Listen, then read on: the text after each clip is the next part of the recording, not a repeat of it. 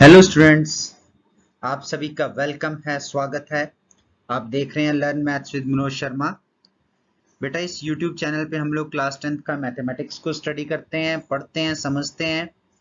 और इसलिए बेटा सबसे पहले आप मेरे इस चैनल को सब्सक्राइब करें ताकि आपको जो है नई नोटिफिकेशंस की जानकारी मिलती रहे। बेल आइकन को प्रेस करें। वीडियो अच्छा लगे तो लाइक बटन को प्रेस करें और शेयर जरूर करें। बेटा आज जो है हम लोग आपकी इस क्लास 10th मैथमेटिक्स में अपना नया चैप्टर शुरू करने जा रहे हैं। इस चैप्टर है ये हमारा चैप्टर नंबर 6। नाम है इसका ट्रायंगल्स यानी त्रिभुज। और आज हम करेंगे एक्सरसाइज 6.1। एक्सरसाइज को करने के साथ साथ हम लोग थोड़ी सी बेसिक जानकारी भी प्राप्त करेंगे त्रिभुजों यानी ट्रायंगल्स के बारे में। तो शुरू करते हैं आज का वीडियो।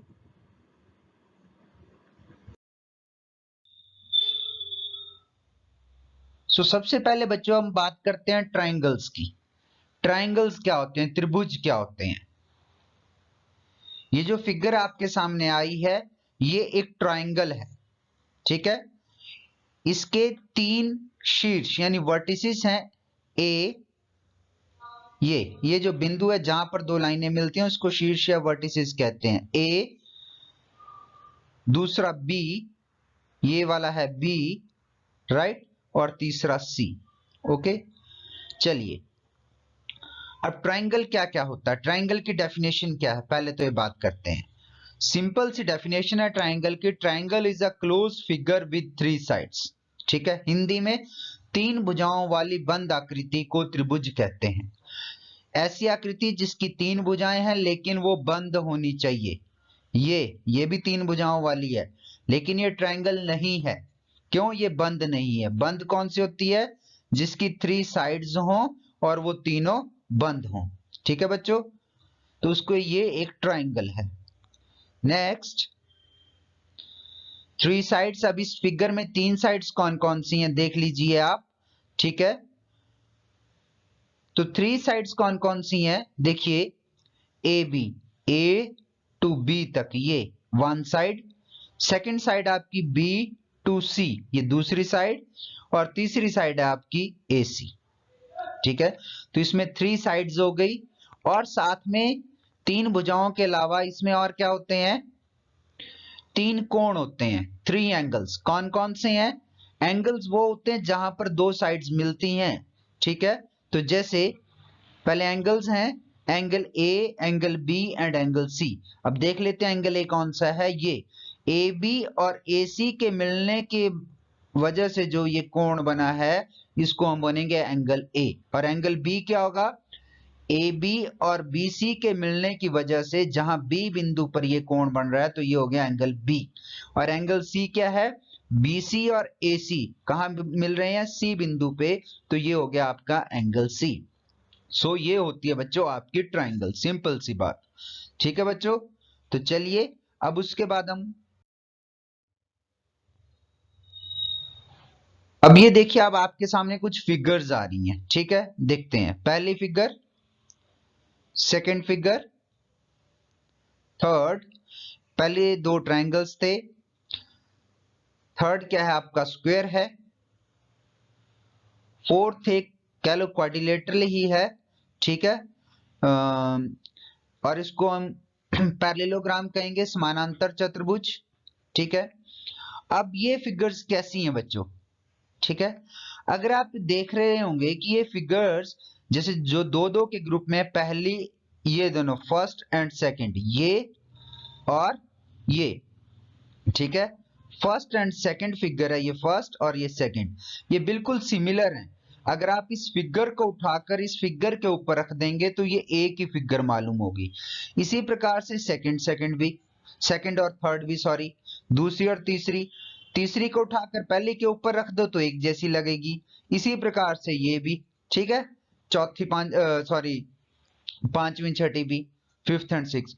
तो इस तरह की फिगर्स जब हम एक फिगर को दूसरी के ऊपर रख दें और दोनों एक ही फिगर मालूम हो, इस तरह की आकृतियों को हम कॉन्ग्रुएंट फिगर्स या सर्वांगसम आकृतियां कहते हैं। ये बच्चों आपने छोटी क्लासेस में भी पढ़ा है, कॉन्ग्रुएंट फिगर्स या सर्वांगसम आकृतियां। ठीक है, अभी मैं आपको उदाहरण दे रहा हूं, लेकिन हम लोग सिर्फ बात करेंगे ट्रायंगल्स की, लेकिन ये मैंने आपको एक एग्जांपल्स दिए हैं। इसी तरह से सर्वांगसम क्या हो सकते हैं, या कॉन्ग्रुएंट ट्रायंगल्स भी हो सकते हैं। एक बात, ठीक है बच्चों, तो ये थी हमारी कॉन्ग्रुएंट फिगर्स। आगे समझ सर्वांगसम आकृतियां। अब चलिए, अब आगे चलते हैं। चलिए बच्चों, अब इन फिगर्स को देखिए। पहली फिगर जो आई आपके सामने, एक रेक्टेंगल यानी आयत है, दूसरी भी रेक्टेंगल और आयत है, तीसरी एक ट्रायंगल है, त्रिभुज।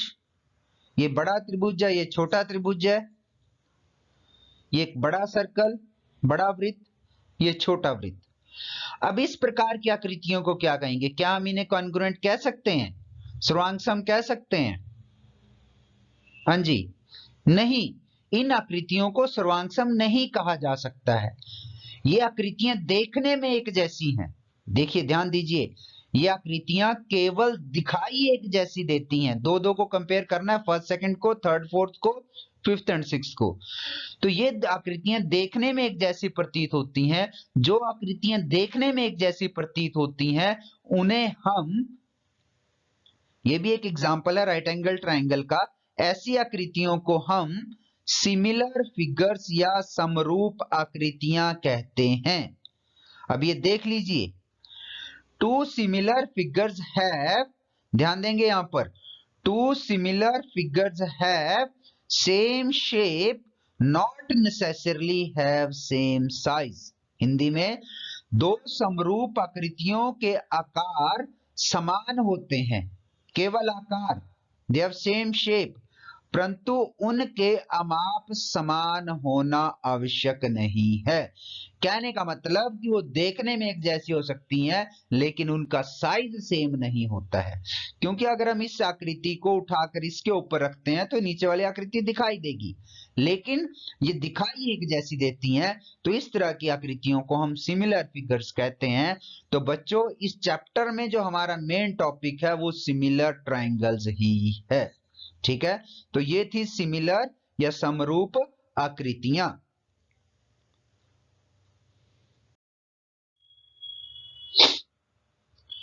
तो बच्चों, अब हम बात करेंगे सिमिलैरिटी या समरूपता का पता कैसे लगाया जाता है।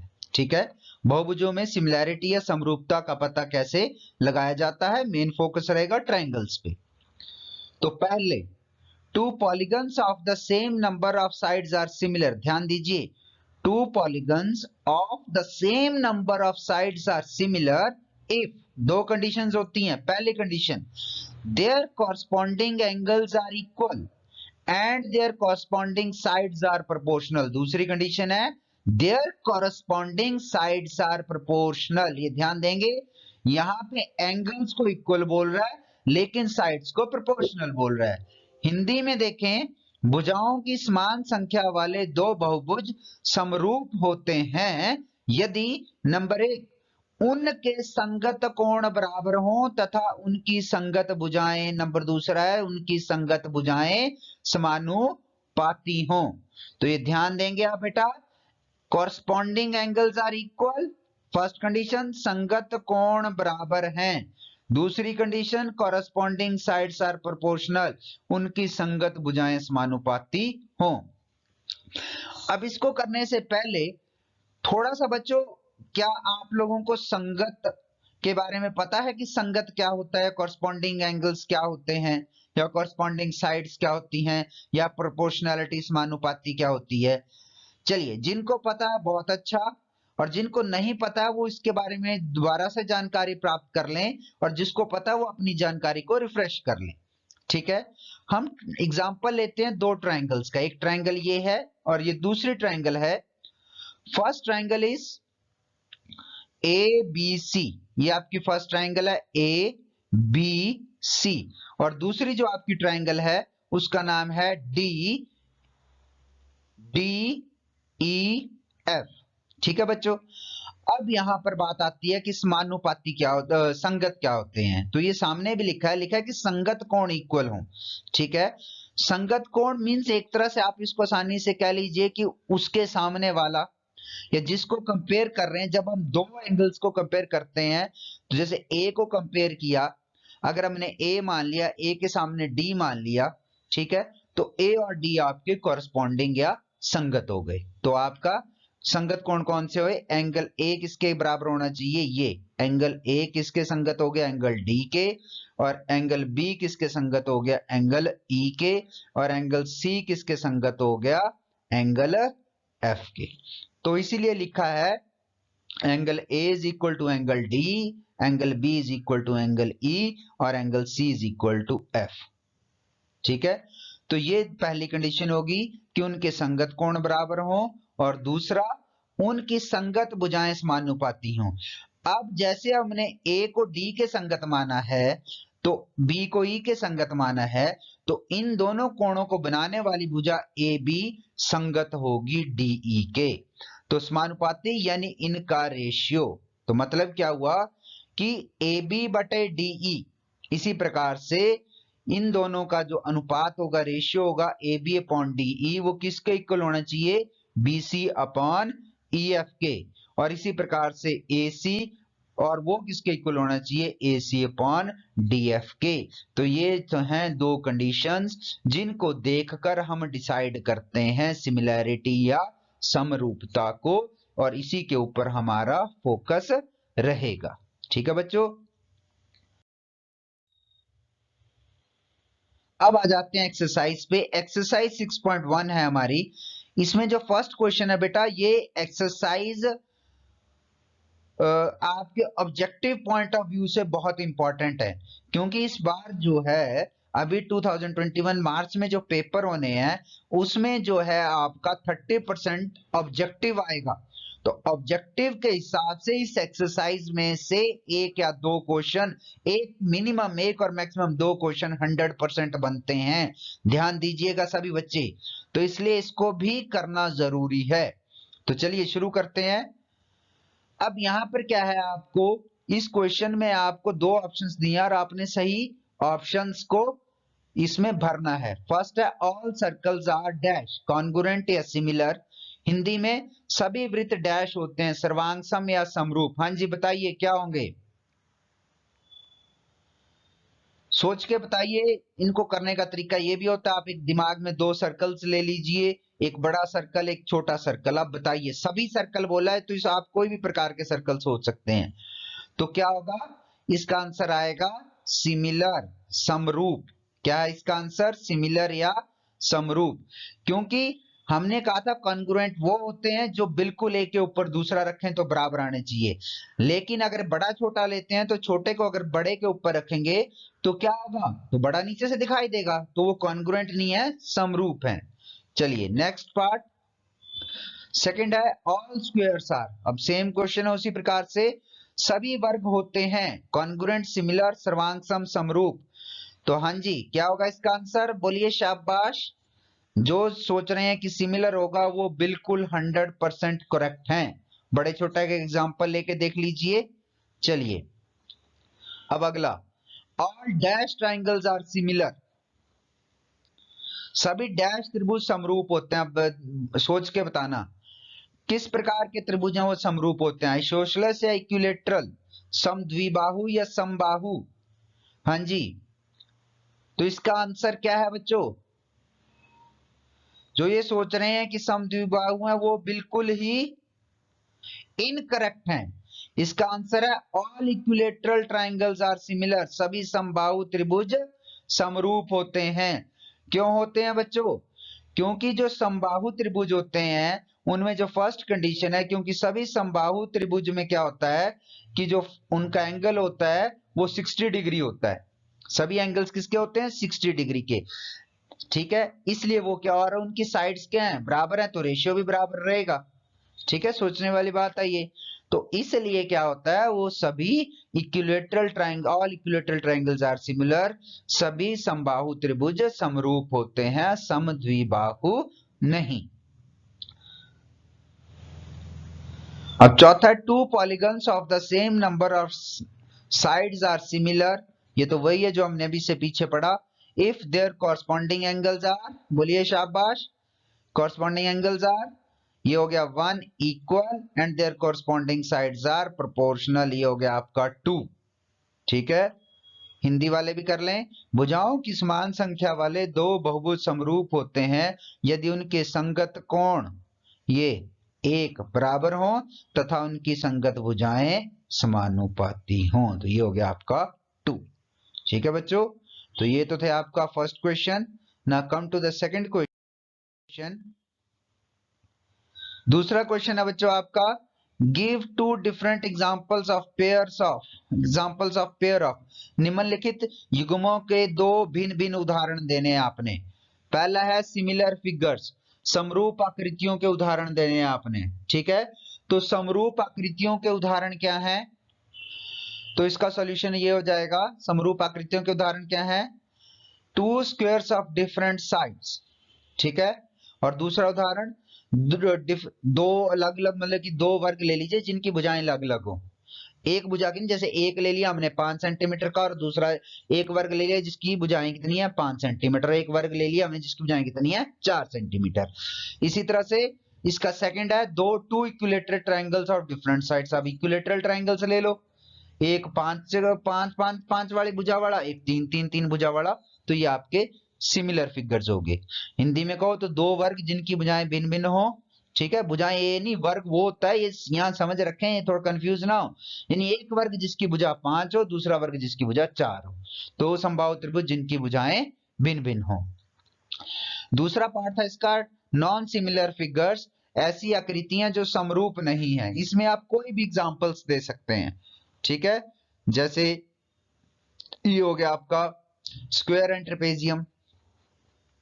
ठीक है, एक वर्ग ले लिया और एक समलंब चतुर्भुज ले लिया। दूसरा उदाहरण ट्रायंगल एंड रेक्टेंगल, त्रिभुज तथा आयत। इस तरह से आप कोई भी उदाहरण दे सकते हैं। अब आ जाते हैं लास्ट क्वेश्चन पे, state whether the following quadrilaterals are similar और नॉट। बताइए कि निम्नलिखित चतुर्भुज समरूप हैं या नहीं। ये आपके सामने चतुर्भुज हैं, इनके बारे में बताना आपने समरूप हैं या नहीं है। ठीक है, ये ऊपर वाले चतुर्भुज है, इसकी साइडें पी क्यू आर एस है, इसकी साइड डेढ़ डेढ़ डेढ़ है, सारी 1.5 सेंटीमीटर है। ये नीचे वाला है ए बी सी डी, इसकी साइड 3 सेंटीमीटर है। ठीक है, ये स्क्वायर है। ठीक है, ये पैरेललोग्राम या रोम्बस कह लो इसको। ठीक है बच्चों, तो अब जो ये समचतुर्भुज है ये वर्ग है, तो अब बताना क्या समरूप है या नहीं है। हाँ जी, यहां पर अगर आप देखें, जो इनकी साइड्स का रेशियो, जो सेकंड कंडीशन है वो फुलफिल होती है। इनकी साइड्स का रेशियो 1.5/3 करेंगे 2, सभी में यही रेशियो सेम रहेगा। लेकिन जो फर्स्ट कंडीशन है वो यहां पर फुलफिल नहीं होती है। यहां पर अगर आप देखेंगे, ये वाला जो आपके एंगल हैं, सारे एंगल हैं इसमें, ये ये ये सारे 90 डिग्री के हैं, लेकिन ये एंगल्स 90 डिग्री नहीं हैं। तो ये हम क्या लिखेंगे इसका आंसर, कि given quadrilaterals are not similar because angles are not equal. दिए गए चतुर्भुज समरूप नहीं है क्योंकि इनके कोण समान नहीं है। ठीक है बच्चों, तो ये तो थी सिमिलैरिटी की परिभाषा, उसकी कंडीशंस की, सिमिलैरिटीज को कैसे जज करना है। तो बच्चों ये था आज का वीडियो। ठीक है, आपका वीडियो देखने के लिए मैं एक बार मनोज शर्मा आपका एक बार फिर से बहुत बहुत धन्यवाद करता हूं। बच्चों जिसको वीडियो अच्छा लगे वो शेयर जरूर करें और साथ में मेरे चैनल को सब्सक्राइब जरूर करें। ठीक है बच्चों, और अपने दोस्तों को भी बताएं वीडियो के बारे में, सब्सक्राइब करें, कमेंट बॉक्स में जाकर कमेंट्स जरूर करें। ठीक है, आपको नए नए वीडियोस लाता रहूंगा। Thank you and have a nice day. Bye bye from learn maths with Manoj Sharma. Keep enjoying, keep watching, keep sharing, keep studying. Bye bye.